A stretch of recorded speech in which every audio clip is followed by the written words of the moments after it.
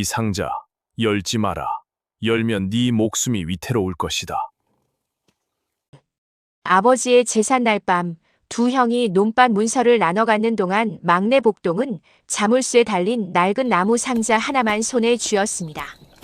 형들은 낄낄거렸고 마을 사람들은 혀를 찼지요. 땅 한 떼기 못 받은 바보 막내라고. 그런데 그 상자 안에는 두 형도 마을 사람들도 결코 상상하지 못한 것이 들어 있었습니다. 구독과 좋아요로 응원해주시고 지금 듣고 계신 곳 댓글에 남겨주시면 행복 가득 담아 보내드리겠습니다. 자, 그럼 시작합니다. 옛날 옛적 어느 고을 변두리에 낡은 초가 한 채가 있었습니다. 담벼락은 군데군데 무너져 내렸고 지붕의 이형은 빗물에 사가 검게 변해 있었지요. 그 집에는 형제가 셋 살았는데 첫째는 득산, 둘째는 득복, 그리고 막내가 복동이었습니다. 세 형제는 생김새도 달랐고 마음씨도 달랐습니다. 첫째 득산은 덩치가 크고 목소리가 우렁찼지만 속이 좁았지요. 명주 두루마기를 걸치고 갓을 눌렀어 겉으로는 번듯한 척했으나 논밭을 늘리는 데만 눈이 번뜩이는 사람이었습니다. 둘째 득복은 마르고 눈빛이 날카로웠는데 큰형의 그늘에 숨어 요리조리 이득을 챙기는 재주가 남달랐지요. 형제 중 무슨 일이 생기면 늘 큰형 등 뒤에 바짝 붙어서 형님 말이 맞습니다. 한마디를 제일 먼저 내뱉는 사람이었습니다. 막내 복동은 달랐습니다. 키가 작고 어깨가 좁아 두 형 사이에 서면 영락없이 어린아이 같았지요. 볼에 주근깨가 있었고 웃으면 보조개가 생겼습니다. 형들에게 물려받은 헐렁한 무명 바지 저고리를 걸치고 집신을 신고 다녔는데 무릎 부분이 반질반질하게 해져 있었지요. 글을 못 읽고 셈이 느렸기에 형들은 늘 복동을 두고 이렇게 말했습니다. 저 녀석은 태어날 때부터 손해를 보고 태어났다니까. 그런 복동에게 세상에서 가장 소중한 사람이 하나 있었으니 바로 아버지 이춘배였습니다. 이춘배 어른은 평생 이 고을에서 조용히 농사를 지으며 살았습니다. 재산이 많지도 않았고 벼슬이 있지도 않았지요. 그러나 마을 사람들 사이에서는 신의가 있고 입이 무거운 사람으로 통했습니다. 젊은 날에는 꽤 다부진 체구였다고 하나 복동이 기억하는 아버지는 늘 기침을 달고 사는 마른 노인이었지요. 큰형 득사는 장사를 한다며 일찍이 고을을 드나들었고 둘째 득복은 처갓집 일을 핑계로 집을 비우는 날이 잦았습니다. 그러니 자연스럽게 아버지 곁을 지킨 것은 막내 복동이었지요. 복동은 새벽에 일어나 아버지의 약을 다리고 낮에는 밭에 나가 일을 하고 저녁에는 아버지의 등을 두드려드렸습니다. 불평 한마디 없이 그저 묵묵히. 복동아. 예, 아버지. 너는 왜 불평을 안 하느냐? 형들은 놀러 다니는데. 저는 괜찮습니다, 아버지. 아버지 곁이 좋습니다. 이춘배 어른은 그럴 때마다 복동의 손을 잡고 한참을 말없이 있곤 했습니다. 눈가가 붉어지는 것을 복동은 보지 못했지요. 그런 이춘배 어른이 쓰러진 것은 어느 가을의 일이었습니다. 그날 아침 복동이 약을 들고 방문을 열었을 때 아버지는 이불을 걷어차고 방바닥에 엎어져 있었지요. 복동이 달려들어 아버지를 부축하니 얼굴이 종이장처럼 하얗게 질려 있었습니다. 아버지, 아버지, 정신 차리세요. 황급히 의원을 불렀으나 의원은 고개를 저었습니다. 오래된 병이 깊어진 것이라 이제 때가 다 된 것이라고. 소식을 들은 득산과 득복이 부랴부랴 달려왔습니다. 그러나 두 형이 아버지 손을 잡고 오열하는 것을 보면서도 복동은 이상하게 눈물이 나지 않았습니다.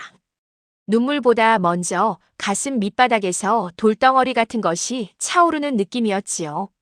며칠이 지나 이춘배 어른은 자리에서 일어나지 못하게 되었습니다. 그러던 어느 날 밤 아버지가 복동을 가만히 불렀습니다. 복동아, 이리 오너라. 방 안에는 아버지와 복동 둘뿐이었습니다. 호롱불이 약하게 타고 있었고 바깥에서는 찬바람이 문풍지를 흔들었지요. 이춘배 어른은 떨리는 손으로 자리 밑에서 무언가를 꺼냈습니다. 낡고 오래된 나무 상자였지요. 자물쇠가 채워져 있었고 나무 겉면에는 세월의 흔적이 켜켜이 쌓여 있었습니다. 이것을 내게 준다. 아버지, 이게 무엇입니까? 지금은 묻지 마라. 그리고 복동아. 아버지의 손이 복동의 손 위에 포개졌습니다. 뼈만 남은 손이었지만 힘은 생각보다 단단했지요. 열지 마라. 때가 올 때까지 열지 말고 지켜라. 복동은 고개를 끄덕였습니다. 왜 열면 안 되는지, 때가 언제인지 아무것도 몰랐지만 그저 고개를 끄덕였지요. 아버지의 눈빛이 워낙 간곡했으니까요. 이틀 뒤 이춘배 어른은 세상을 떠났습니다. 이제 복동의 손에는 자물쇠 달린 낡은 나무 상자 하나만 남았습니다. 그런데 그때 복동은 아직 알지 못했습니다.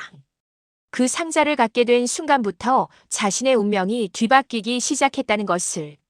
아버지의 사무제가 끝나고 사흘째 되는 날 아침, 득산이 사랑방에 형제들을 불러 모았습니다. 창호지 문 너머로 늦가을 햇살이 비스듬히 들어왔지만 방 안의 공기는 냉랭했지요. 아버지 유산을 나눠야겠다.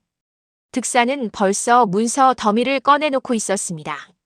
득복은 그 옆에 앉아 고개를 끄덕이고 있었고요.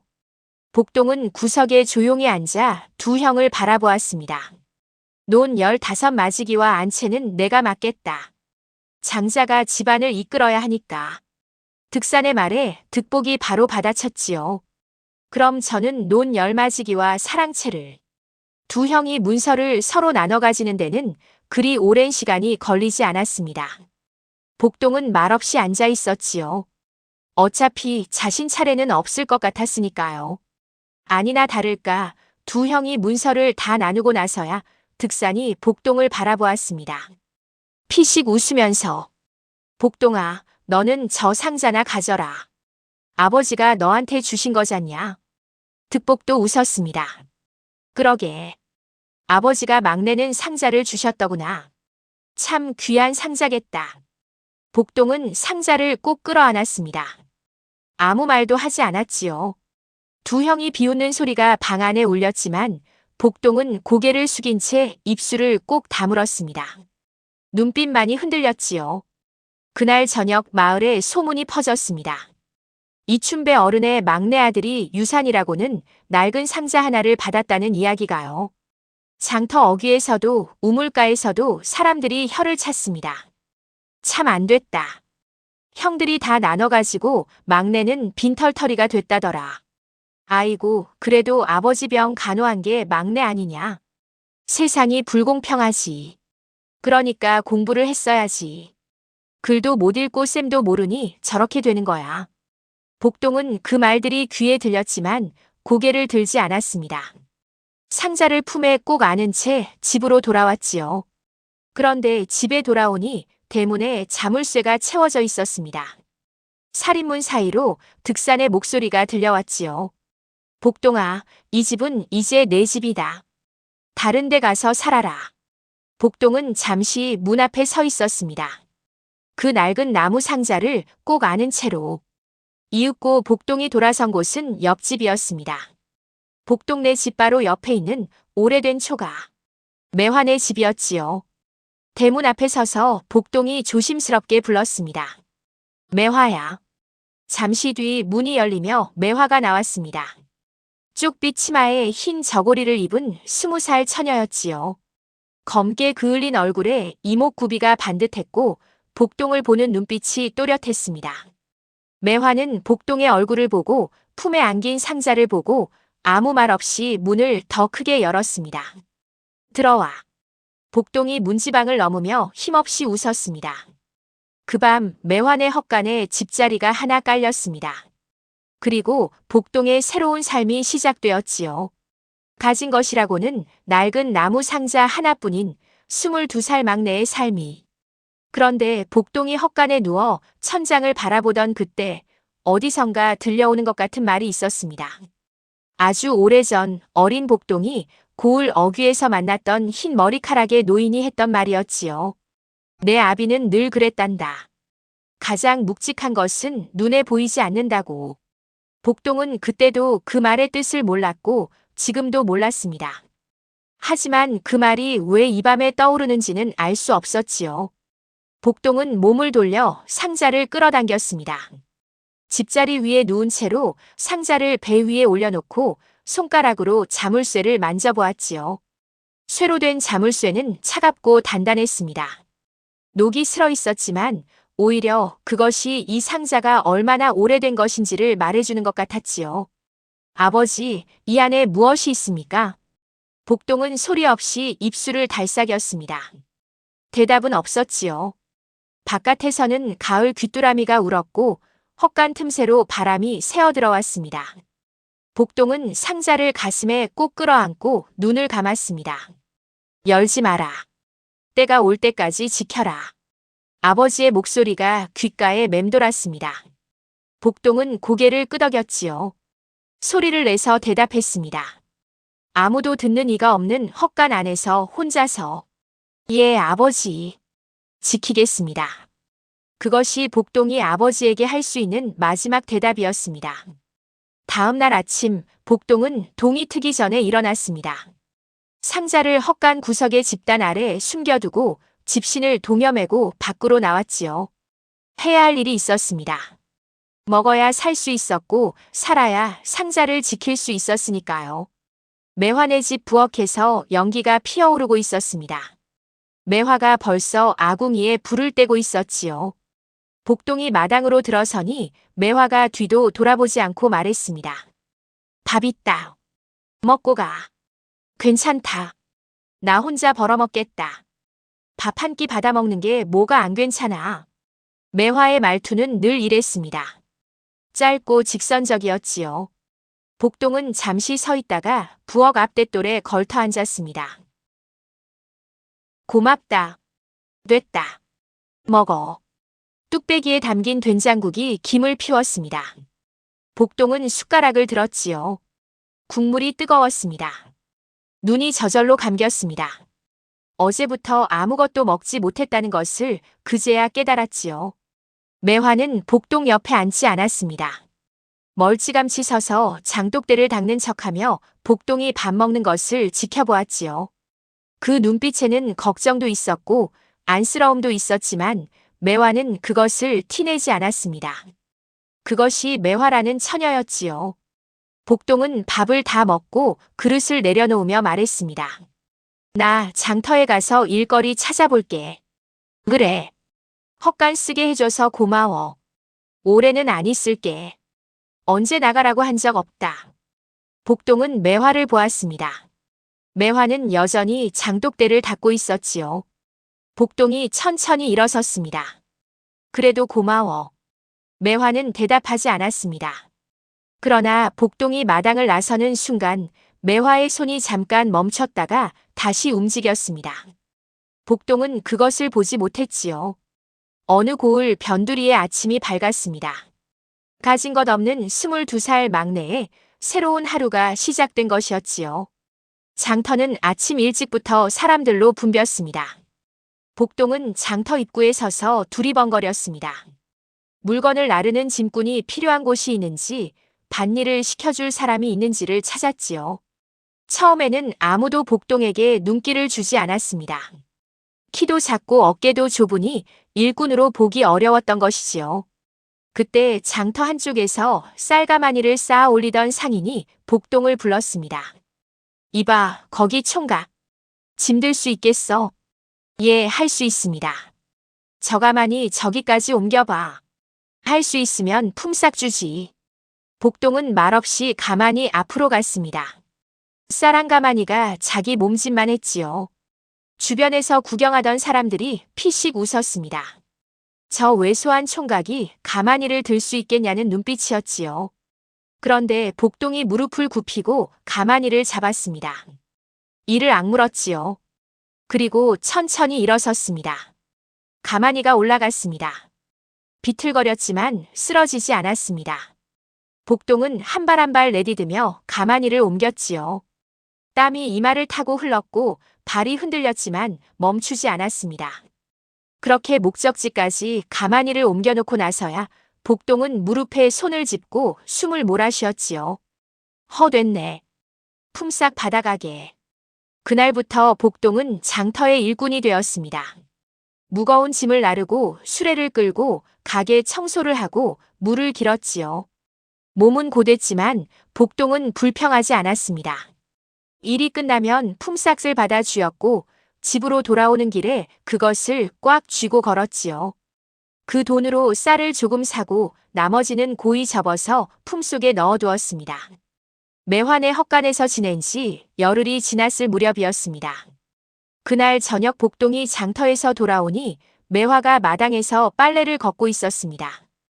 복동이 마당으로 들어서며 말했지요. 매화야, 나 오늘부터 방세를 내겠다. 방도 아니고 헛간인데 무슨 방세야. 그래도 됐어. 일은 힘들지 않아? 매화가 빨래를 접으며 물었습니다. 아무렇지 않은 척 그냥 지나가는 말처럼. 힘들지 않으면 거짓말이지. 근데 괜찮아. 밥 먹었어. 장터에서 국밥 한 그릇 먹었어. 그거면 됐어. 복동이 웃었습니다. 보조개가 생겼지요. 됐어. 매화야 고마워. 진짜로. 매화는 대답 없이 빨래를 들고 안으로 들어갔습니다. 그러나 부엌 쪽으로 돌아서는 매화의 얼굴이 살짝 붉어진 것을 복동은 이번에도 보지 못했지요. 그렇게 날이 지났습니다. 복동은 새벽에 일어나 장터로 가고 저녁에 돌아와 헛간에서 잠을 청했습니다. 그 사이 매화는 조용히 복동의 옷에 구멍이 나면 꿰매주었고 복동이 아픈 날이면 약을 다려 헛간 앞에 두었지요. 두 사람은 서로에 대해 많은 말을 하지 않았지만 그것으로 충분했습니다. 그런데 세상이 복동을 그냥 내버려 두지 않았지요. 장터에서 짐을 나르던 어느 날이었습니다.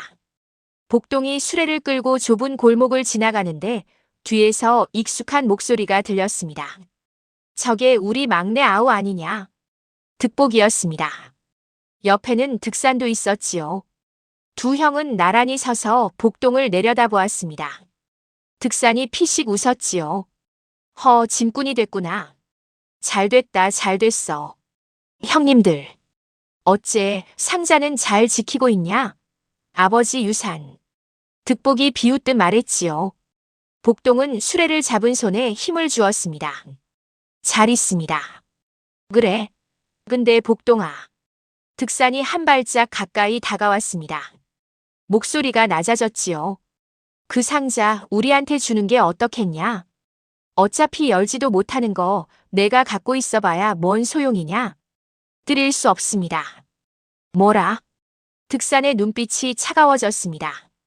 복동은 시선을 내리깔지 않았지요. 작은 눈이었지만 흔들리지 않았습니다. 아버지가 저한테 주신 겁니다. 드릴 수 없습니다. 잠시 침묵이 흘렀습니다. 두고 보자. 득산이 낮게 으르렁거리며 돌아섰습니다. 득복이 뒤따르며 힐끗 복동을 돌아보았지요. 그 눈빛에는 무언가 복잡한 것이 있었지만 복동은 그것을 읽지 않았습니다. 복동은 다시 수레를 끌기 시작했지요. 그날 밤 헛간에서 복동은 상자를 꺼내 무릎 위에 올려놓았습니다. 자물쇠를 손으로 만지며 한참을 생각했지요. 형들이 원하는 것, 아버지가 준 것, 그리고 자신이 지켜야 할 것. 열지 마라. 때가 올 때까지 지켜라. 알겠습니다, 아버지. 복동은 상자를 다시 집단 아래에 숨겨두었습니다. 그리고 누웠지요. 천장에 낡은 석가래가 보였습니다. 잠이 오지 않았지만 복동은 눈을 감았습니다. 한편 형들에게도 문제가 생기고 있었습니다. 득산이 받아간 논 15마지기는 겉으로 보기에는 번듯했지만 사실 그 땅에는 큰 문제가 있었지요. 이춘배 어른이 몇 해 전 흉년이 들었을 때 박서방이라는 사람에게 돈을 빌렸는데 그 땅을 담보로 잡혀두었던 것이었습니다. 논 문서 뒤에 작은 글씨로 적힌 내용이었는데 글을 제대로 읽지 않은 득산은 그것을 미처 알지 못했지요. 득복 역시 마찬가지였습니다. 자신이 받은 논 10마지기도 같은 사연이 있었지요. 박서방은 아직 나서지 않고 있었습니다. 그러나 이춘배 어른이 돌아가셨으니 이제 빚을 갚을 사람은 상속인들이었지요. 박서방의 기다림에는 이유가 있었습니다. 때가 되면 직접 찾아가면 될 일이었으니까요. 형들은 아직 그것을 몰랐습니다. 그리고 복동은 그보다 더 몰랐지요. 어느 고을의 가을이 깊어가고 있었습니다. 낙엽이 지고 바람이 차가워지고 복동의 품삯이 조금씩 쌓여갔지요. 형들의 빚은 조금씩 불어갔고 마을에는 소문이 조금씩 퍼져갔습니다. 그리고 그 고을 외곽 작은 오두막에서 흰 머리카락의 노인 하나가 창밖을 바라보고 있었습니다. 윤 노인이었지요. 복동은 아직 그를 찾아가지 않았습니다. 아니, 찾아가야 한다는 생각 자체를 하지 못했지요. 그러나 윤 노인은 알고 있었습니다. 머지않아 이춘배 어른의 막내 아들이 자신을 찾아올 것이라는 것을. 왜냐하면 그 아이가 상자를 가지고 있을 테니까요. 윤 노인은 지팡이를 짚고 천천히 일어섰습니다. 오두막 한쪽 구석, 낡은 함지박 아래에 무언가가 묻혀 있었지요. 그것을 꺼낼 때가 아직은 아니었습니다. 하지만 머지않아 그때가 올 것이었지요. 과연 그때는 언제가 될 것인지, 그리고 그 상자 안에 도대체 무엇이 들어있는 것인지. 복동은 아직 아무것도 알지 못한 채 어느 고을의 헛간에서 두 눈을 감고 있었습니다. 복동이 장터 일꾼으로 자리를 잡아갈 무렵이었습니다. 어느 날 아침 매화가 빗자루를 들고 마당을 쓸다가 복동에게 말을 건넸지요. 그 상자 아직도 못 열었어. 응. 자물쇠가 있으니까. 열쇠는? 모르겠어. 아버지가 아무 말씀도 안 하셨어. 그럼 어떻게 할 건데? 복동이 잠시 생각에 잠겼습니다. 아버지가 열지 말라고 하셨어. 때가 될 때까지. 때가 언제인데? 그것도 모르겠어. 매화는 빗자루를 멈추고 복동을 빤히 바라보았습니다. 눈빛이 또렷했지요. 복동아. 내 생각에는 말이야. 응? 열지 말라는 게 아닐 수도 있어. 때가 되면 열라는 말이잖아. 지금이 아닐 뿐이지. 복동이 매화를 바라보았습니다. 그 말이 머릿속에서 느릿느릿 굴러다녔지요. 그렇게 되나? 그렇게 들린다, 나는. 매화는 다시 빗자루질을 시작했습니다. 복동은 한동안 그 자리에 서서 생각에 잠겨 있었지요. 지켜라. 열지 말라는 게 아니라 지키라는 말이었습니다. 복동은 그 차이를 그날 처음으로 느꼈지요. 그로부터 며칠 뒤 복동에게 작은 일이 생겼습니다. 장터에서 짐을 나르다가 발을 헛디뎌 무릎을 심하게 찌은 것이었지요. 피가 났습니다. 일을 마치고 헛간으로 돌아오니 다리를 절고 있는 복동을 매화가 발견했습니다. 왜 그래? 아무것도 아니야. 조금 다쳤어. 앉아봐. 매화는 복동을 대돌에 앉히고 무릎을 살펴보았습니다. 천을 찢어 묶어주면서 말했지요. 아프겠다. 괜찮아. 아프다고 해도 돼. 복동이 웃었습니다. 보조개가 생겼지요. 아파. 그렇지. 매화가 천을 단단히 묶어주었습니다. 저녁 햇살이 마당을 붉게 물들이고 있었지요. 매화야, 너는 왜 나한테 잘해줘? 못하면 어떻게 하라고. 복동이 웃었습니다. 매화는 손을 거두며 일어섰지요. 밥 먹어. 국 끓여놨으니까. 복동은 매화의 뒷모습을 바라보았습니다. 쪽빛 치마가 저녁바람에 살짝 흔들렸지요. 그 모습을 바라보면서 복동은 처음으로 생각했습니다. 이 사람이 곁에 있으니 버틸 수 있겠구나 하고. 겨울이 오고 있었습니다. 복동의 품삯은 조금씩 늘어났지요. 장터 상인들이 복동의 성실함을 알아보기 시작한 것이었습니다. 그러나 복동의 마음 한켠에는 늘 그 상자가 있었습니다. 밤마다 헛간 구석에서 꺼내 무릎 위에 올려놓고 자물쇠를 만졌지요. 열쇠는 어디 있을까? 아버지는 왜 아무 말씀도 안 하셨을까? 물음은 쌓여갔지만 답은 없었습니다. 그리고 그 물음들이 결국 복동의 발길을 한 곳으로 이끌게 되는 데는 그리 오랜 시간이 걸리지 않았지요. 그 흰 머리카락의 노인. 윤 노인이었습니다. 윤 노인의 오두막은 고을 외곽 소나무 숲 끄트머리에 있었습니다. 복동이 그곳을 알게 된 것은 장터 어귀에서 우연히 노인을 마주쳤기 때문이었지요. 흰 머리카락에 등이 굽은 노인이 지팡이를 짚고 걸어가는 것을 보는 순간 어릴 적 기억이 번개처럼 스쳤습니다. 아버지 손을 잡고 따라간 적이 있는 그 노인이었지요. 저기 어르신. 복동이 달려갔습니다. 노인이 멈춰서서 뒤를 돌았지요. 형형한 눈빛이 복동을 위아래로 훑었습니다. 춘배 어른의 막내 아들이구나. 첫마디가 그것이었습니다. 복동이 눈을 크게 떴지요. 저를 아십니까? 알지. 어릴 때 너를 봤다. 눈빛이 그대로구나. 윤 노인이 지팡이를 짚으며 천천히 걸음을 옮겼습니다. 복동이 옆에서 따라 걸었지요. 어르신, 아버지 아시는 분이었습니까? 50년 지기다. 짧은 대답이었지만 그 무게가 가벼운 것이 아니었지요. 복동이 조심스럽게 물었습니다. 그럼 혹시 상자 이야기를 하고 싶으냐? 복동이 걸음을 멈추었습니다. 윤 노인도 멈췄지요. 오두막으로 오너라. 할 말이 있다.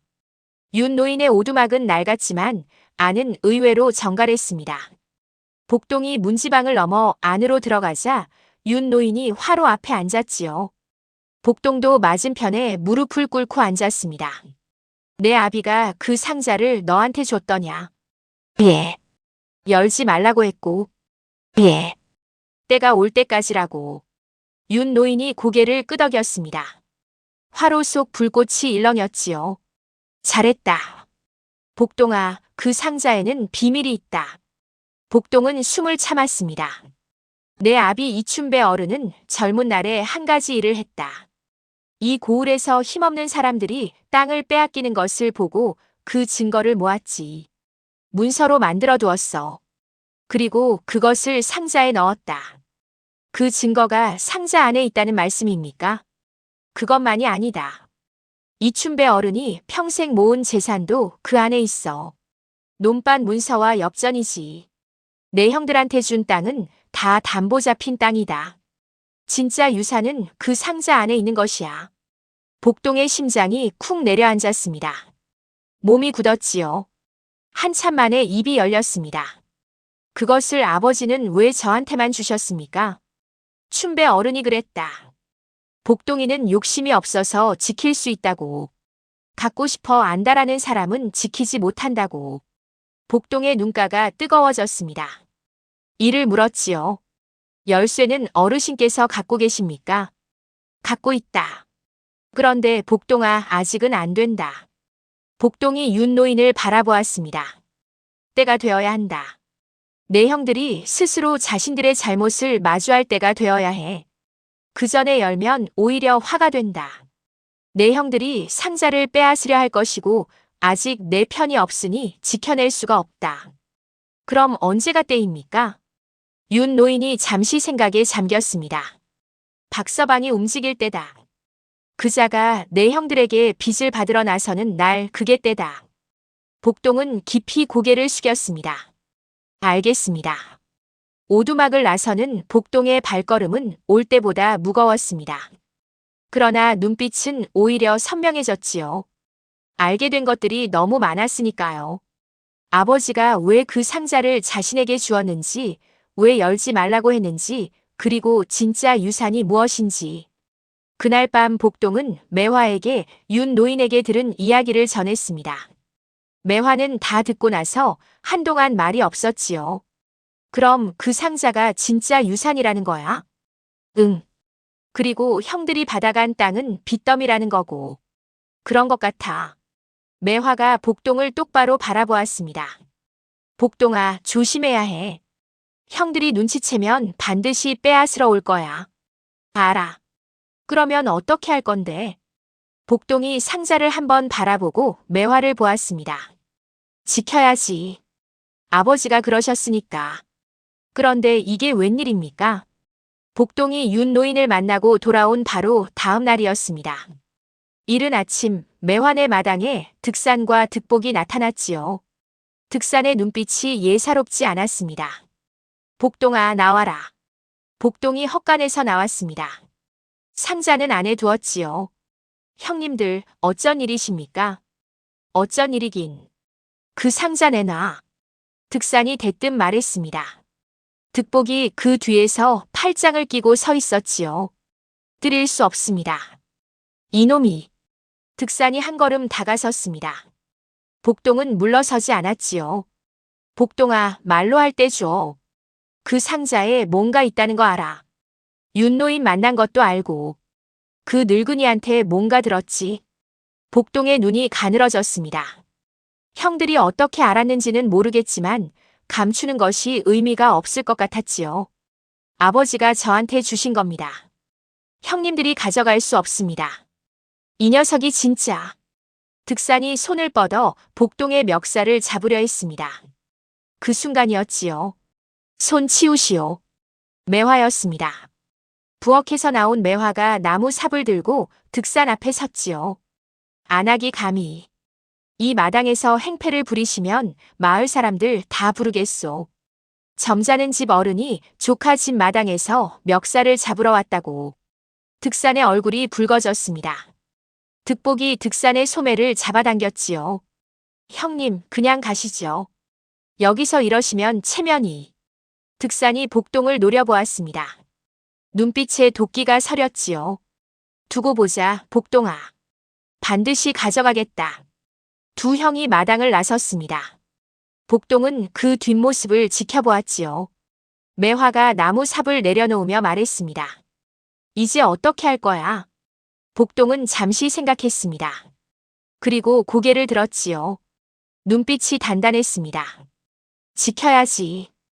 윤노인 말씀대로 때가 올 때까지. 매화가 복동을 바라보았습니다. 잠시 뒤 매화가 말했지요. 그래. 같이 지키자. 복동이 매화를 보았습니다. 매화는 이미 돌아서서 부엌으로 들어가고 있었지요.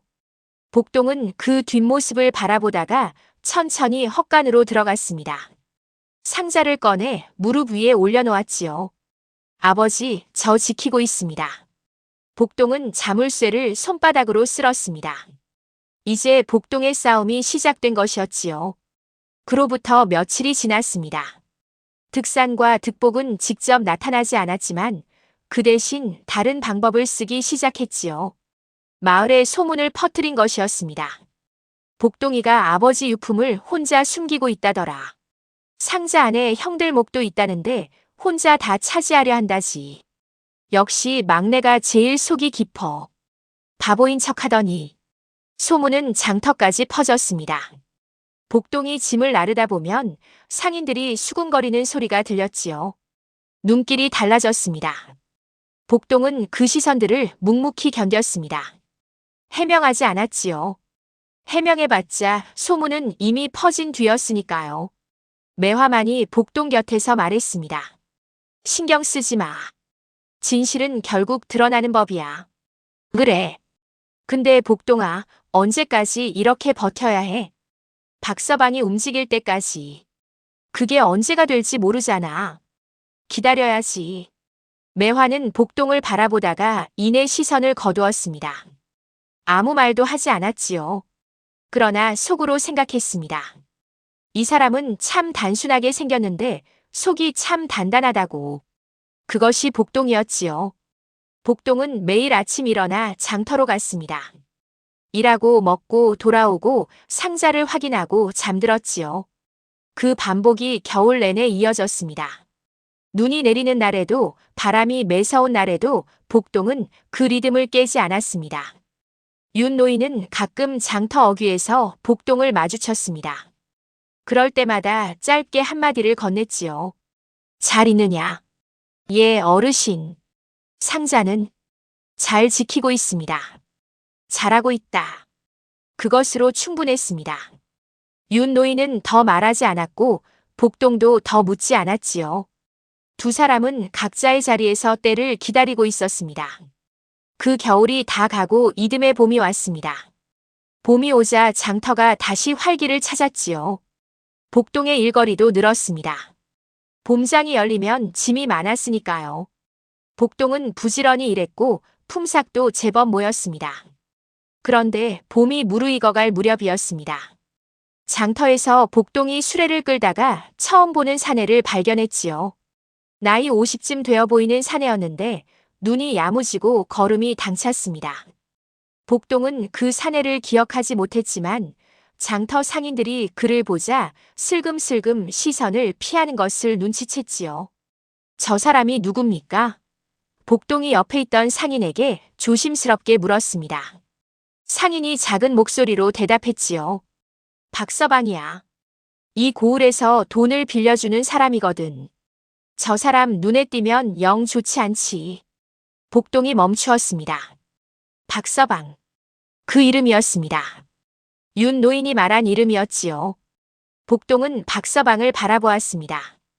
박서방이 장터를 가로질러 걸어가다가 어딘가를 향해 방향을 잡았지요. 복동이 그 방향을 눈으로 따라갔습니다. 그 방향에는 득산의 집이 있었습니다. 복동의 가슴이 빠르게 뛰기 시작했지요. 때가 오고 있었습니다. 박서방이 득산의 집 대문을 두드린 것은 그날 오후였습니다.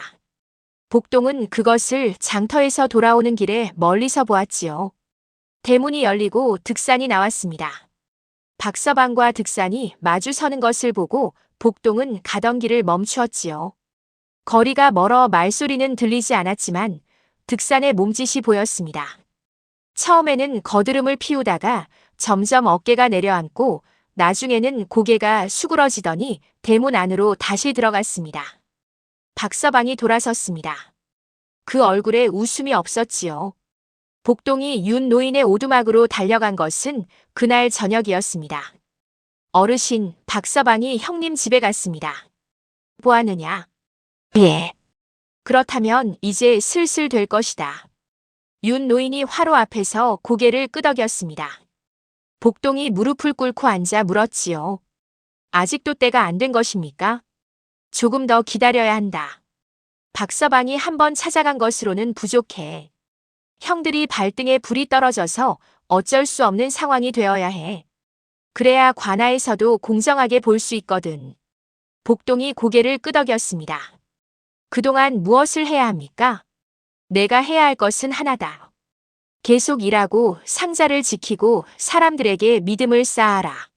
진짜 싸움은 증거만으로 이기는 게 아니야. 그 증거를 믿어줄 사람이 있어야 이기는 것이다. 복동은 그 말을 가슴속에 새겼습니다. 그로부터 복동은 더욱 부지런히 움직였지요. 장터에서 일하면서 복동은 작은 것들을 쌓아가기 시작했습니다.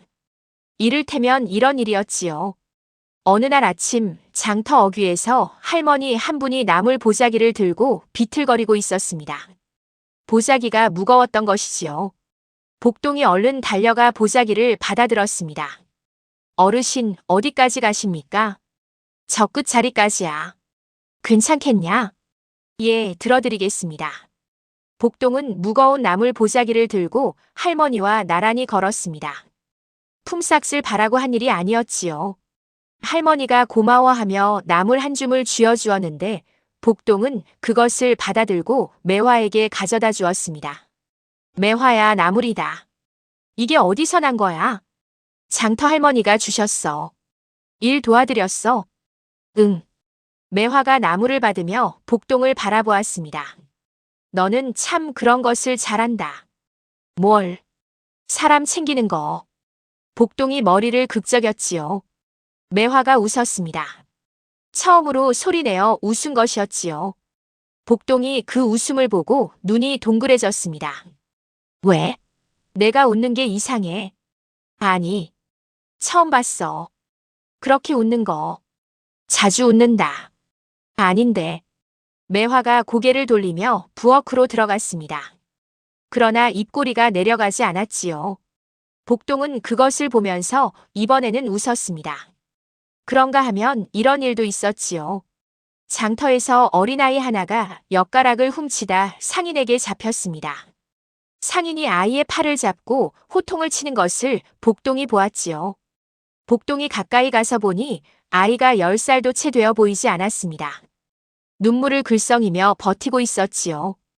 복동이 품에서 엽전 몇 잎을 꺼냈습니다. 제가 값을 치르겠습니다. 이게 무슨 상관이요? 그냥 그러고 싶습니다. 상인이 엽전을 받고 아이를 놓아주었습니다. 복동이 아이를 데리고 구석으로 가서 쪼그리고 앉았지요. 배가 고팠냐? 예. 부모님은? 어머니는 아파서 누워 계세요. 복동은 품에서 쌀 한 줌을 꺼냈습니다. 아까 장터에서 받은 것이었지요. 가져가라. 다음부터 배고프면 훔치지 말고 나한테 와. 내가 있으면 밥 한 끼 줄게. 아이가 눈을 크게 뜨고 복동을 바라보았습니다. 그리고 쌀을 받아 쥐고 뛰어갔지요. 그것을 멀리서 보던 장터 상인 하나가 혀를 찼습니다. 허허, 저 총각 봐라. 자기도 별로 없을 텐데. 이춘배 어른 막내 아들이라더라. 아버지 닮았네. 이런 이야기들이 하나씩 쌓여갔습니다. 복동이 상자를 혼자 차지하려 한다는 형들의 소문은 조금씩 힘을 잃어갔지요. 그 대신 다른 소문이 장터를 돌았습니다. 이춘배 어른 막내가 사람이 됐다더라. 바보 막내인 줄 알았더니 아버지 닮아서 마음이 곱네. 복동은 그 소문을 듣지 못했습니다. 그저 매일 일하고 상자를 지킬 뿐이었지요. 그런데 봄이 깊어가던 어느 날이었습니다. 윤 노인이 직접 매환의 마당으로 찾아왔지요. 지팡이를 짚고 천천히 걸어 들어오는 노인을 보고 복동이 달려나갔습니다. 어르신, 어쩐 일이십니까? 박서방이 다음 달에 공식으로 움직인다는 말을 들었다. 관아에 담보 땅 회수 청원을 낼 것이야. 복동이 눈을 크게 떴지요. 그럼 때가 온 것입니까? 거의 다 왔다. 준비를 해야 한다. 윤 노인이 품에서 무언가를 꺼냈습니다. 작은 쇠 열쇠였지요. 녹이 슬어 있었지만 모양이 온전했습니다. 이것을 내게 준다. 복동이 두 손으로 받았습니다. 손바닥 위에 열쇠를 올려놓고 바라보았지요. 심장이 두근거렸습니다. 어르신, 이제 열어도 됩니까? 아직이다. 박서방이 관아에 청원을 내는 날, 그 전날 밤에 열어라. 복동이 고개를 끄덕였습니다. 매화가 곁에서 말했지요. 어르신, 혹시 형들이 그 전에 상자를 빼앗으러 오면 어떻게 합니까? 윤 노인이 매화를 바라보았습니다. 그 눈빛이 잠시 머물렀지요. 이 처자가 내 곁에 있느냐? 복동이 매화를 보고 고개를 끄덕였습니다. 든든한 사람 두었구나. 형들이 오면 마을 사람들을 모아라. 이 고을에 복동이를 좋게 보는 사람들이 많다. 혼자 싸우지 말고. 그것이 윤 노인이 남긴 말이었습니다. 노인이 오두막으로 돌아간 뒤 복동과 매화는 마당에 나란히 앉았습니다. 복동이 열쇠를 손바닥에 올려놓고 바라보았지요. 매화도 그것을 바라보았습니다. 복동아. 응. 잘 될 거야. 그래야 되는데. 될 거야. 아버지가 너한테 맡긴 거잖아. 복동이 열쇠를 주먹에 쥐었습니다. 하늘이 맑았습니다. 봄볕이 따뜻했지요. 그러나 그 평온함이 얼마 가지 않을 것임을 복동은 알고 있었습니다. 다음 달이 되면 모든 것이 한꺼번에 터질 것이었으니까요. 그 한 달이 복동에게는 긴 시간이었습니다. 낮에는 여전히 장터에서 일했지요. 그러나 일하면서도 마음의 반은 상자에 가 있었습니다. 헛간에 잘 있는지 형들이 눈치채지는 않는지. 매화는 그것을 알고 있었습니다. 복동이 일 나간 사이 매화는 헛간 문을 가끔 확인했지요. 상자가 제자리에 있으면 안도했습니다. 그러면서도 매화는 혼자 생각했지요. 이 상자가 열리고 나면 복동이는 어떻게 될까? 상자 안에 진짜 유산이 있다면 복동은 가난한 장터 일꾼이 아니게 될 것이었습니다. 그러면 이 헛간에 더 이상 있을 이유도 없어지겠지요. 매환의 된장국을 얻어먹을 이유도. 매화는 그 생각을 얼른 거두었습니다. 쓸데없는 생각이다. 그런 매화를 복동은 알지 못했지요. 그 무렵이었습니다. 득산이 다시 한번 복동을 찾아온 것이었지요. 이번에는 혼자였습니다. 매환의 마당에 들어와서 복동을 부르는 목소리가 달라져 있었지요. 위협적이지 않고 오히려 가라앉아 있었습니다. 복동아, 잠깐 이야기하자. 하십시오. 박서방 알지? 예. 그자가 우리 땅을 가져가려 한다. 아버지가 담보를 잡혔던 거야. 그 돈이 아직 남아있거든. 복동이 말없이 듣고 있었습니다. 내가 가진 상자에 돈이 있다면 나눠줄 수 없겠냐? 피는 피지 않느냐? 복동이 형을 바라보았습니다. 득산의 얼굴에는 그동안 없던 무언가가 있었지요. 궁색함이었습니다. 그것이 형의 얼굴에 있는 것을 보자 복동은 마음이 쓰렸습니다. 그러나 이내 마음을 다잡았지요. 형님, 아버지가 저한테 주신 겁니다. 아직 때가 아닙니다. 때가 언제야? 지금 당장 우리가 땅을 빼앗길 판인데. 형님이 빌린 빚은 형님이 갚으셔야 합니다. 득산의 얼굴이 굳었습니다. 이놈이 진짜.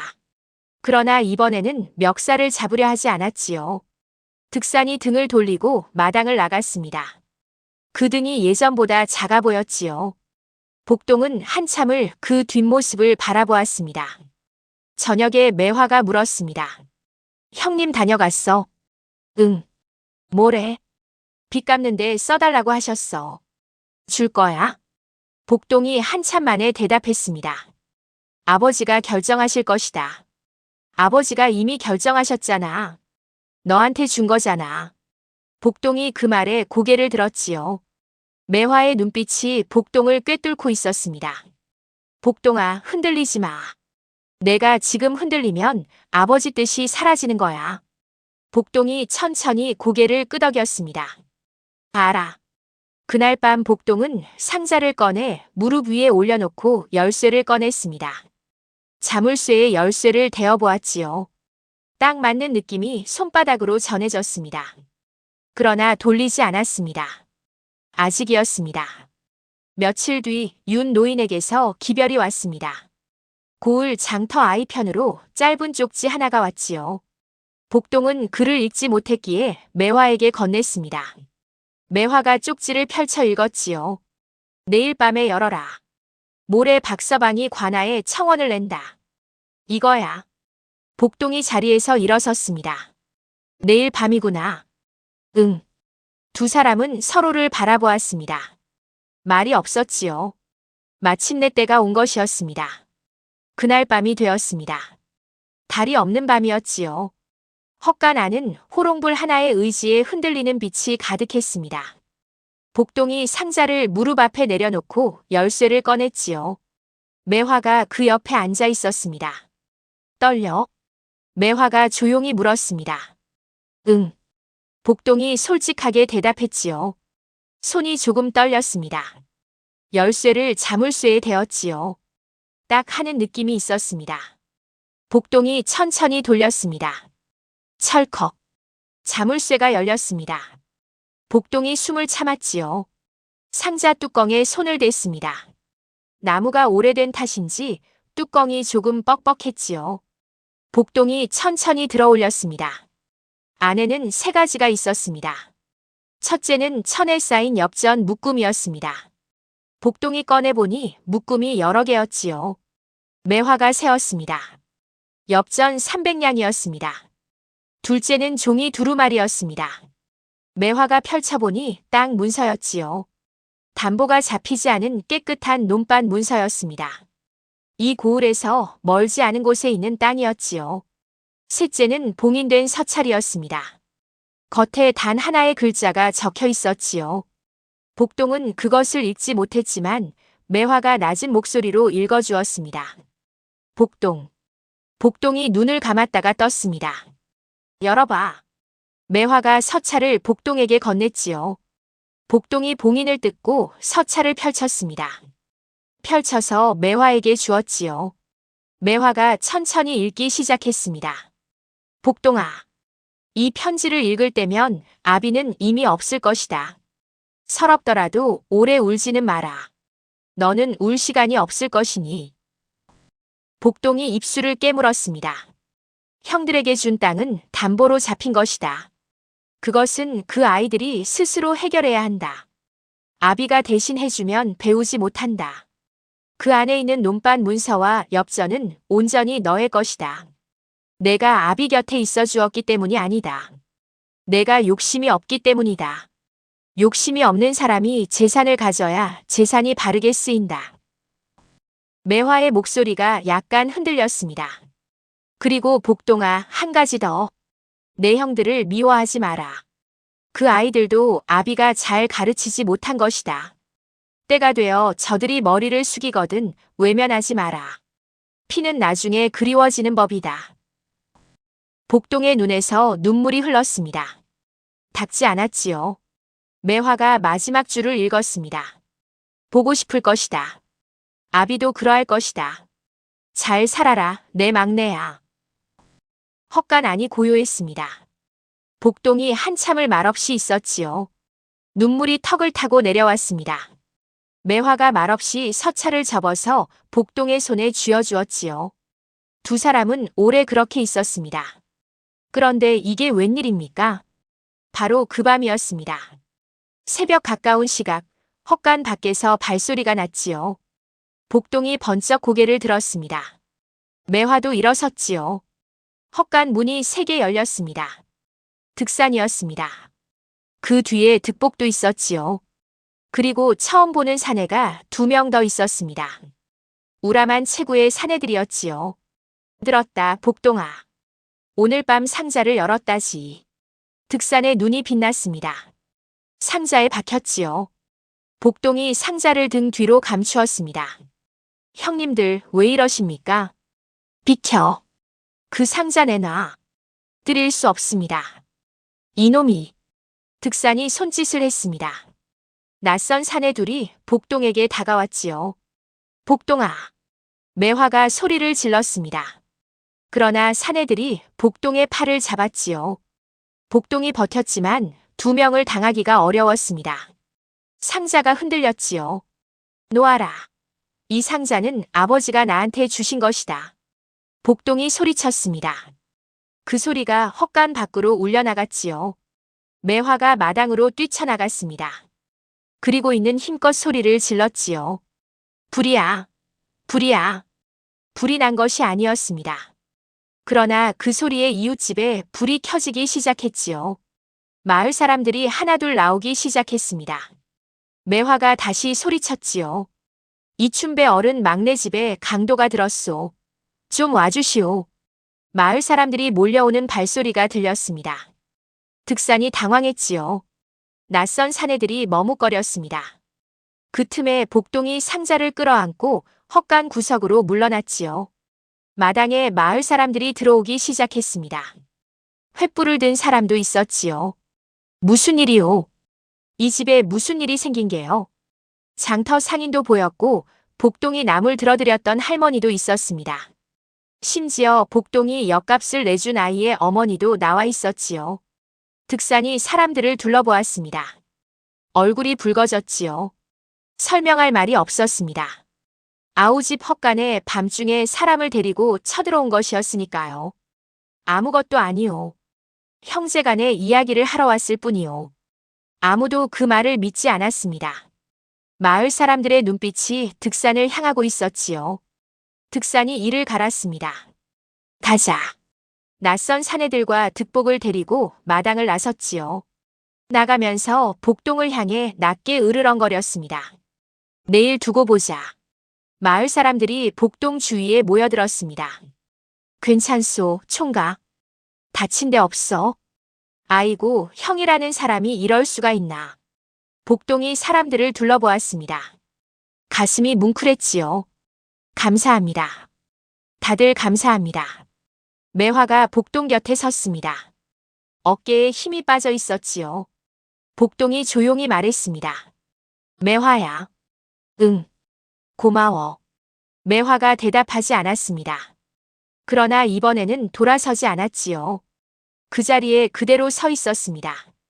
복동의 옆에 사람들이 하나둘 돌아갔습니다. 마당이 조용해졌지요. 복동은 상자를 품에 안고 헛간으로 들어갔습니다. 아버지의 서차를 조심스럽게 접어 상자에 다시 넣었지요. 그리고 내일을 기다렸습니다. 모레 박서방이 관아에 청원을 냅니다.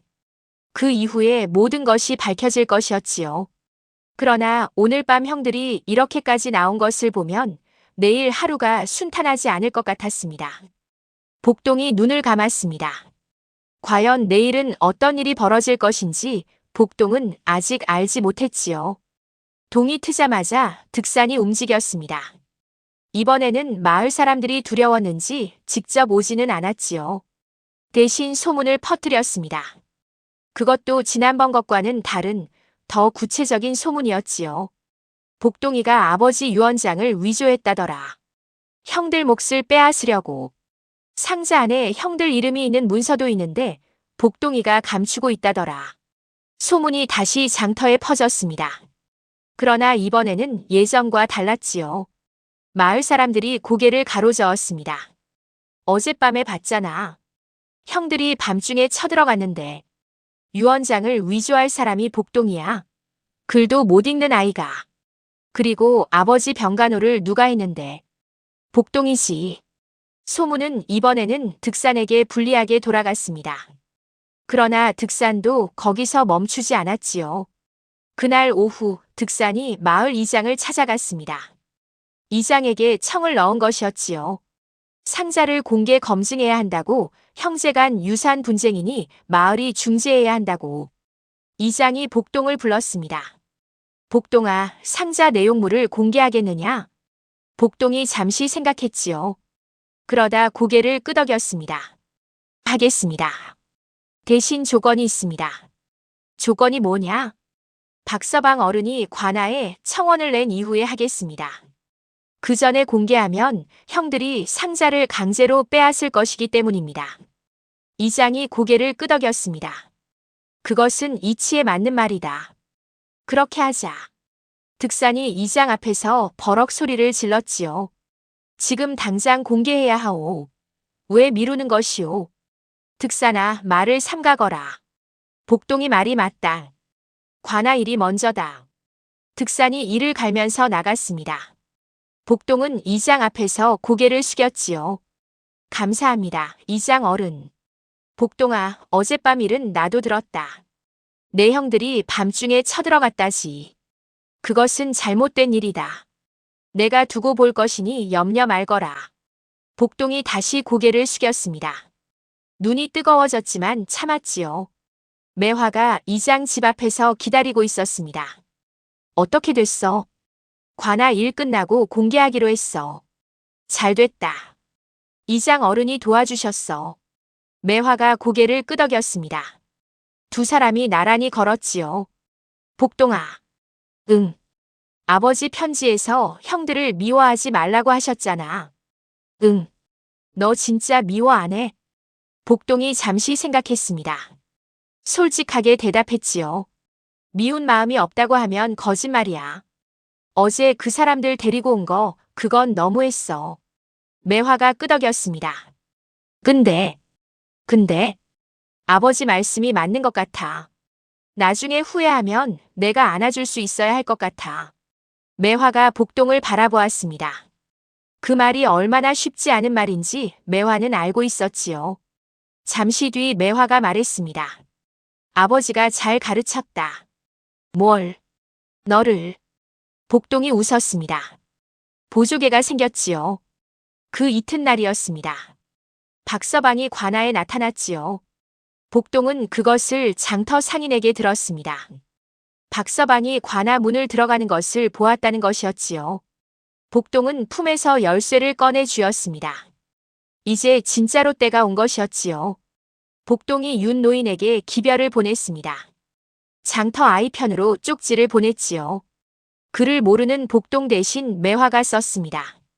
어르신, 박서방이 관아에 들어갔습니다. 이제 어떻게 해야 합니까? 답이 왔습니다. 빠르게. 매화가 읽었지요. 내일 관아로 가거라. 상자와 문서 모두 가지고. 내가 먼저 가 있겠다. 복동이 고개를 끄덕였습니다. 손이 조금 떨렸지요. 매화야, 같이 가줄 수 있어. 매화가 잠시 복동을 바라보다가 대답했습니다. 당연하지. 그리고 내일이 되었습니다. 아침 햇살이 마당을 가득 채웠습니다. 복동이 상자를 들고 헛간에서 나왔지요. 매화가 문 앞에서 기다리고 있었습니다.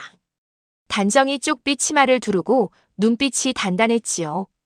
두 사람이 관아를 향해 걸음을 내딛었습니다. 어느 고을의 아침이 밝았습니다.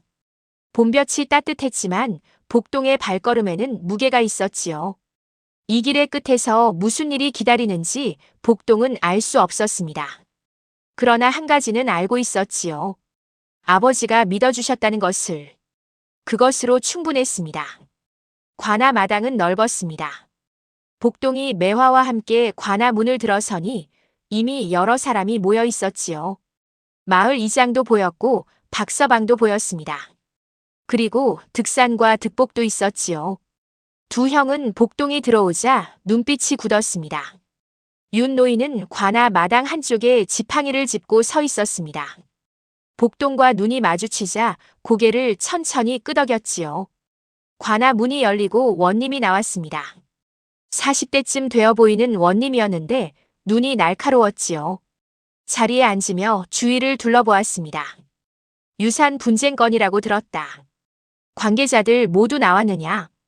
박서방이 먼저 나섰습니다. 소인은 이춘배 어른의 채권자입니다. 어른이 돌아가신 뒤 상속인들이 담보 잡힌 땅을 물려받았으나 빚 갚을 기미가 없어 청원을 올렸습니다. 원님이 득산을 바라보았습니다. 장남 할 말 있느냐? 예, 나리. 그 빚은 아버지가 진 것이지 소인들이 진 것이 아닙니다. 그리고 막내가 상자 안에 돈을 감추고 있습니다. 그것을 내놓으면 빚을 갚을 수 있습니다. 원님의 시선이 복동에게로 옮겨왔습니다. 막내, 내 이름이 무엇이냐? 복동이라 합니다, 나리. 상자를 가지고 왔느냐? 예. 복동이 상자를 앞에 내놓았습니다. 열어라. 복동이 열쇠를 꺼냈습니다. 자물쇠를 열었지요. 뚜껑을 들어 올렸습니다.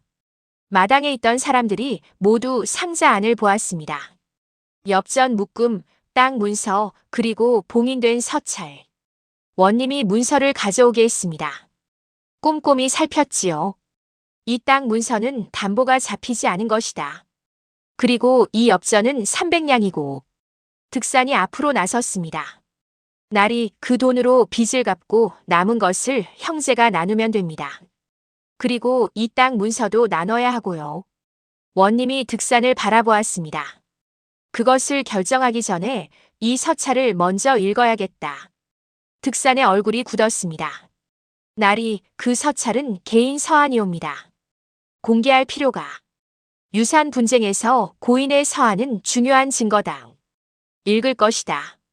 원님이 손을 내밀었습니다. 복동이 서찰을 꺼내 두 손으로 올렸지요. 관아 서리가 서찰을 원님에게 건넸습니다. 원님이 봉인을 뜯고 읽기 시작했지요. 마당이 조용해졌습니다. 원님이 서찰을 다 읽고 천천히 내려놓았습니다. 이춘배 어른이 쓴 글이 맞는가? 윤 노인이 나섰습니다. 소인이 그 글씨를 압니다.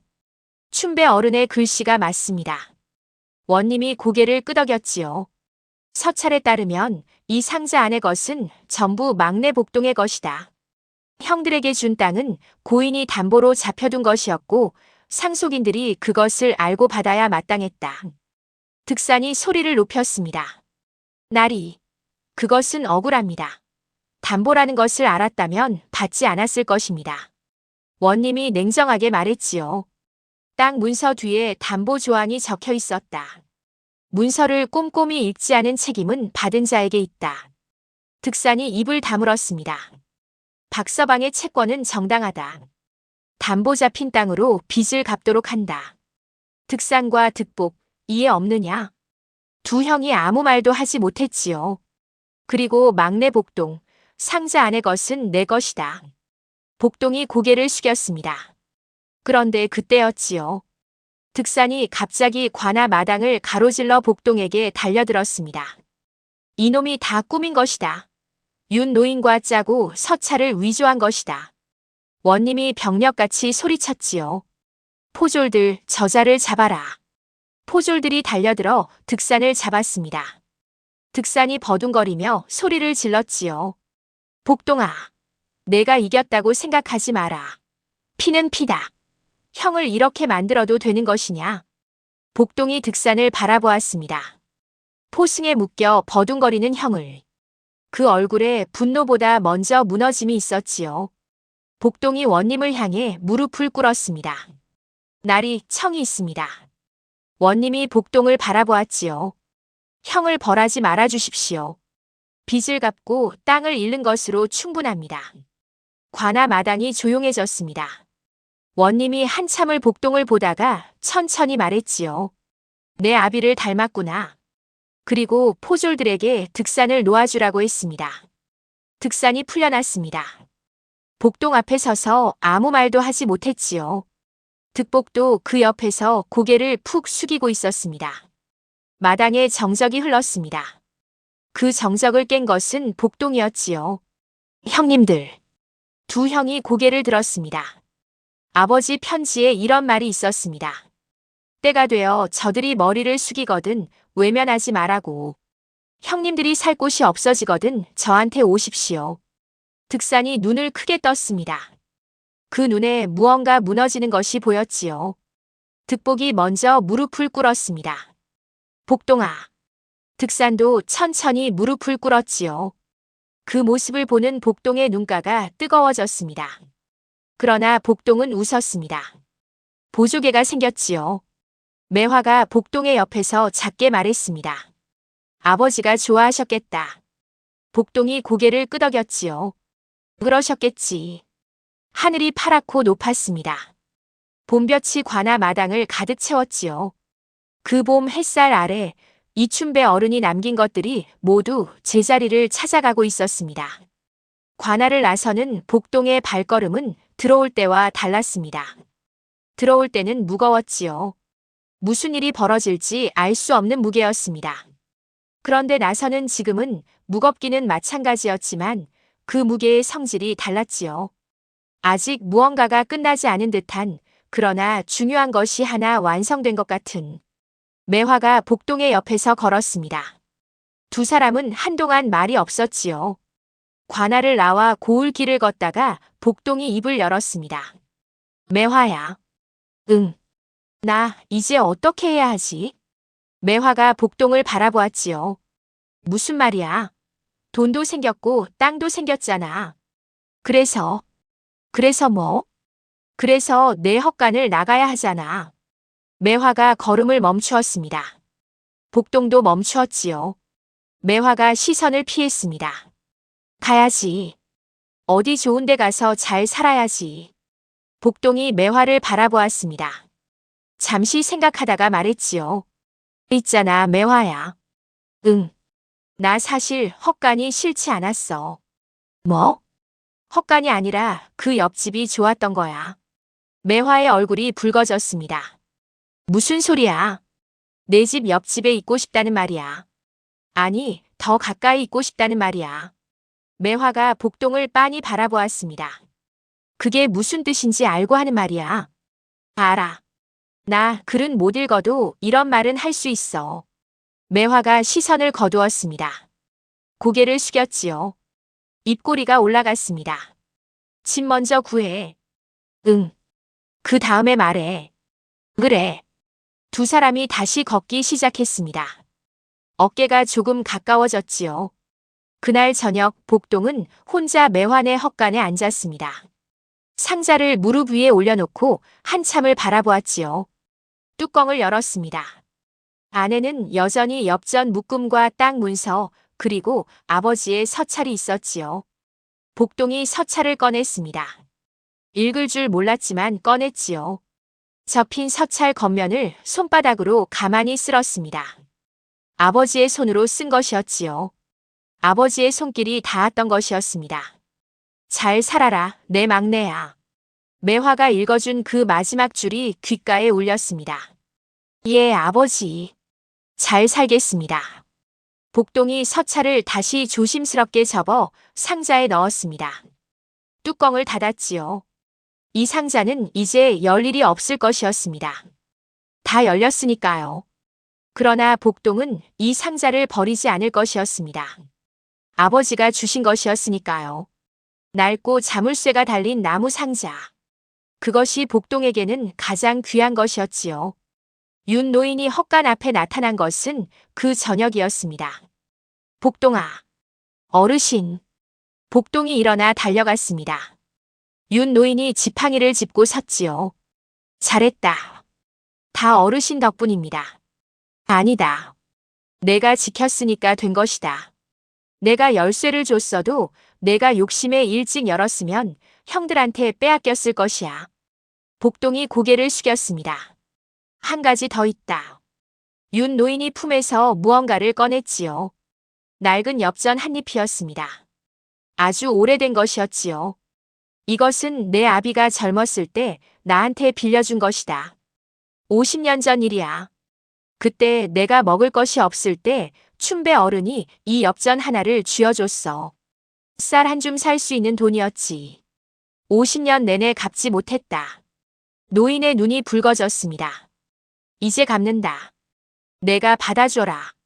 복동이 두 손으로 엽전을 받았습니다. 낡고 무거웠지요.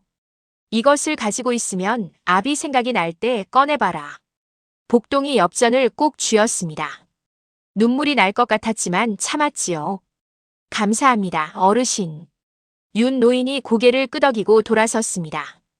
지팡이 소리가 멀어지더니 이윽고 사라졌지요. 복동은 엽전을 바라보았습니다. 그리고 조심스럽게 상자를 열어 서찰 위에 올려놓았지요. 낡은 나무 상자 안에 아버지와 관련된 두 가지가 함께 놓였습니다. 50년 전 주었던 엽전과 아들에게 남긴 마지막 말. 복동이 뚜껑을 닫았습니다. 이것으로 한 이야기가 완성되었지요. 그러나 복동의 이야기는 이제 시작이었습니다. 그로부터 한 달이 지났습니다. 박서방이 담보 잡힌 두 형의 땅을 가져갔지요. 득사는 안채를 잃었고 득복은 사랑채를 잃었습니다. 두 형은 한동안 마을에서 고개를 들지 못했지요. 복동은 아버지가 남긴 논밭 문서에 적힌 땅을 찾아가 보았습니다. 어느 고을에서 그리 멀지 않은 곳에 있는 작지만 햇볕이 잘 드는 논이었지요. 일학마다 흙이 기름지고 물이 잘 빠지는 좋은 땅이었습니다. 복동이 그 논두렁에 서서 한참을 바라보았지요. 아버지가 이 땅을 어떻게 마련하셨을까? 얼마나 오래 모으셨을까? 그 마음이 어렴풋이 느껴졌습니다. 복동은 그날부터 논을 일구기 시작했습니다. 혼자서는 힘들었지만 장터에서 알게 된 사람들이 하나둘 도와주었지요. 나물 보자기 들어드렸던 할머니의 아들이 씨앗을 구해다 주었고 엿값을 내주었던 아이의 어머니는 점심을 싸다 주었습니다. 복동이 일하는 것을 보고 마을 사람들이 말했지요. 이춘배 어른 살아계실 때 하시던 것처럼 한다. 저 막내가 꼭 아버지 같다. 복동은 그 말을 듣고 허리를 세우며 잠깐 웃었습니다. 그리고 매화가 있었지요. 매화는 날마다 논으로 왔습니다. 밥을 싸들고 물을 들고 처음에는 밥 가져다 주는 이웃처럼 왔지만 어느 날부터는 직접 흙을 만지기 시작했지요. 소매자락을 걷어붙이고 복동 옆에서 이랑을 고르고 물꼬를 틔웠습니다. 어느 날 저녁 논일을 마치고 두 사람이 논두렁에 나란히 앉았습니다. 해가 지고 있었지요. 하늘이 주황빛으로 물들었습니다. 매화야. 응. 집 구했어. 어디? 여기서 멀지 않아. 작은 초가야. 손볼때가 많은데 내가 고칠 수 있어. 매화가 옆을 바라보지 않고 말했습니다. 잘됐다. 나랑 같이 고칠 수 있어. 매화가 복동을 바라보았습니다. 너랑 같이 고치면 어떻게 되는데? 같이 사는 거지. 매화가 눈을 크게 떴습니다. 그러다가 고개를 숙였지요. 어머니한테 물어봐야 해. 응, 그래야지 나도 찾아뵙겠어. 매화가 더 이상 말하지 않았습니다. 그러나 입꼬리가 끝까지 내려가지 않았지요. 복동이 그것을 보고 웃었습니다. 이번에는 매화도 알았습니다. 그 여름이 지나고 가을이 왔습니다. 복동의 논에서 처음으로 벼가 익었지요. 고개를 숙인 벼 이삭이 황금빛으로 물들어 있었습니다. 복동이 논두렁에 서서 그것을 바라보았지요. 아버지 생각이 났습니다. 아버지 됐습니다. 작은 목소리였지만 논 가득 울린 것 같았지요. 한편 득산과 득복은 어떻게 되었냐고요. 두 형은 땅을 잃고 한동안 막막했습니다. 자존심이 허락하지 않아 복동을 찾아가지 못하고 마을 외곽에서 작은 방 하나를 얻어 지냈지요. 그러던 어느 날이었습니다. 복동이 직접 두 형을 찾아갔지요. 형님들, 저하고 같이 농사 지어보실 생각 없으십니까? 득산이 눈을 떴습니다. 복동을 바라보았지요. 그 눈에 여러 가지가 섞여 있었습니다. 자존심, 부끄러움, 감사함. 우리가 무슨 낯으로. 복동이 말했습니다. 아버지가 그러셨습니다. 피는 나중에 그리워지는 법이라고. 저는 형님들이 그립습니다. 득산이 입술을 꾹 다물었습니다. 득복이 먼저 일어섰지요. 가자, 형님. 그렇게 세 형제가 함께 논에 나갔습니다. 처음에는 어색했지요. 말도 없었고 서로 눈도 잘 마주치지 않았습니다. 그러나 흙을 만지고 땀을 흘리다 보면 어색함이 조금씩 녹았지요. 어느 날 복동이 실수로 발을 헛디뎌 논에 빠졌습니다. 온몸이 흙투성이가 되었지요. 득복이 그것을 보고 웃음을 터뜨렸습니다. 오랜만에 들어보는 득복의 웃음이었지요. 득산도 결국 웃었습니다. 복동이 흙 묻은 얼굴로 두 형을 바라보며 웃었지요. 세 형제가 함께 웃은 것이 얼마만이었을까요? 아마 어릴 때 이후로 처음이었을 것이었습니다. 그해 가을 추수를 마친 뒤 복동과 매화의 혼례가 있었습니다. 마을 사람들이 모두 모였지요. 윤 노인도 지팡이를 짚고 왔습니다. 이장도 왔고 장터 상인들도 왔고 나물 할머니도 왔습니다. 역감낸 아이도 컸다며 달려왔지요. 복동이 혼례 자리에 섰습니다. 옆에 매화가 서 있었지요. 쪽빛 치마가 아니라 다홍 치마를 입은 매화였습니다. 검게 그을린 얼굴에 이목구비가 반듯한 그 처녀가 이제 복동의 사람이 되었지요. 혼례를 마치고 복동이 윤 노인에게 인사를 드렸습니다. 어르신 와주셔서 감사합니다. 윤 노인이 복동의 어깨를 두드렸지요. 춘배 어른이 기뻐하겠구나. 복동이 고개를 끄덕였습니다. 그날 밤 새 집 마당에 앉아 복동과 매화는 나란히 하늘을 바라보았지요. 별이 많았습니다. 매화가 말했습니다. 복동아. 응. 처음에 헛간에 재워줄 때 솔직히 이렇게 될 줄은 몰랐어. 복동이 웃었지요. 나도 몰랐어. 근데 잘 됐다. 응, 잘 됐어. 두 사람은 다시 말이 없어졌습니다. 별빛이 마당을 비추었지요.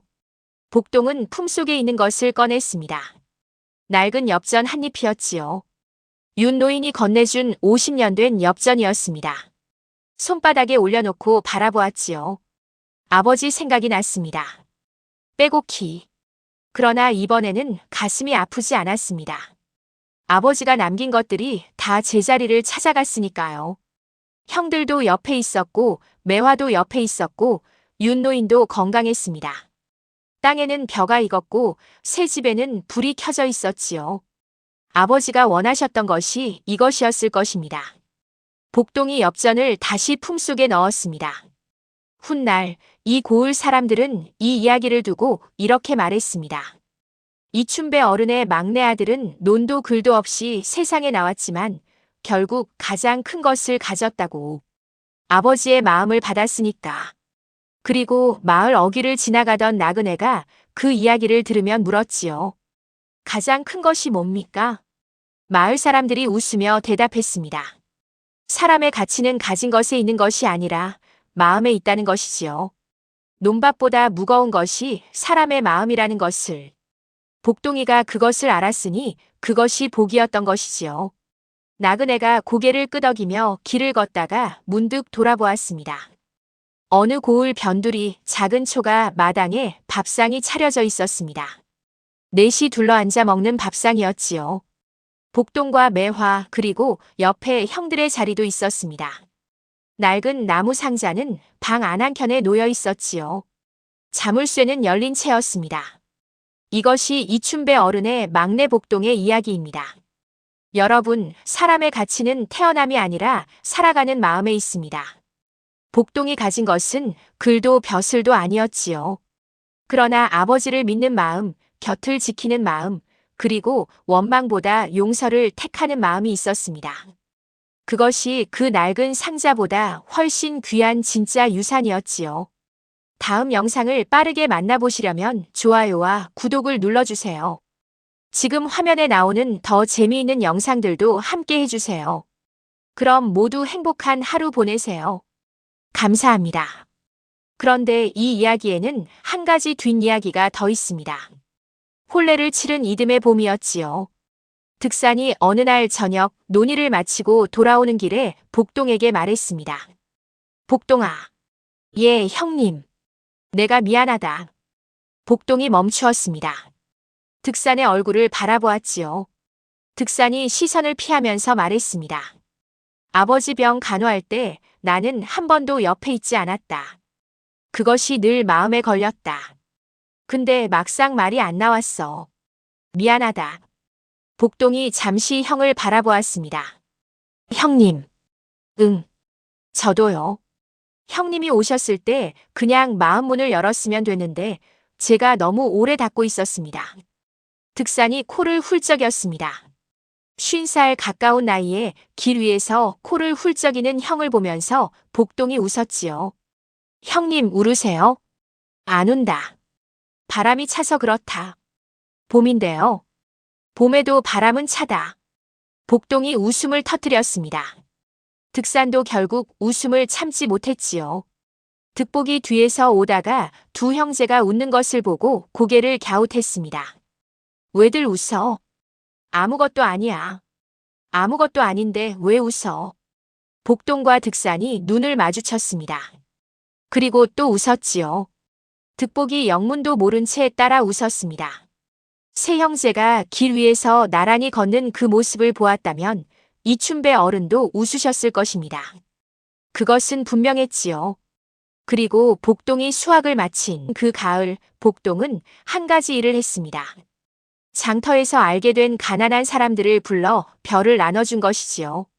나물 할머니에게도, 엿 훔쳤던 아이 어머니에게도, 그 외에도 어렵게 사는 이웃 몇 집에게 쌀을 나눠주었습니다. 매화가 옆에서 팔짱을 끼고 말했지요. 다 나눠주면 우리는 어떻게 해? 내년에 또 농사 지으면 되지. 내년에 또 다 나눠주려고. 그러면 내후년에 또 짓고. 매화가 어이없다는 듯 웃었습니다. 이러다가 죽을 때까지 농사만 짓겠네. 그럼 나쁘냐? 매화가 복동을 바라보았습니다. 안 나쁘다. 복동이 씩 웃었지요. 보조개가 생겼습니다. 그 모습을 본 마을 사람들이 말했지요. 이춘배 어른이 복동이를 두고 욕심이 없는 사람이라 했더니 이래서 그런 말씀을 하셨군. 복동은 그 말을 듣지 못했습니다. 이웃집 아이에게 쌀자루를 들려주느라 바빴으니까요. 참으로 욕심 없는 사람이었지요. 그리고 참으로 복된 사람이었습니다.